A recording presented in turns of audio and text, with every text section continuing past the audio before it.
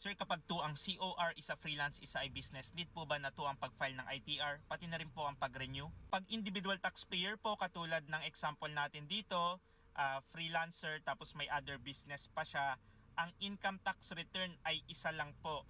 So mapapansin mo, balik tayo sa BIR Certificate of Registration, kung ano yung main business mo, meaning kung ano yung first na ni-register mo, for example yung freelance, mapapansin mo sa Certificate of Registration, doon po nakalagay yung income tax. Sa tax types po yan. Yung second business mo na mayroon din pong BIR Certificate of Registration, makikita mo po wala pong income tax sa tax types niyan. Ang ibig sabihin po niyan sa pag-file mo ng income tax return, pagsasamahin mo yung income ng first business mo saka sa second business mo at ifa-file mo po gamit yung TIN ng main business mo. So ang tax identification number or yung TIN ng main business natin, mapapansin po natin yung last 5 digits number ay 50.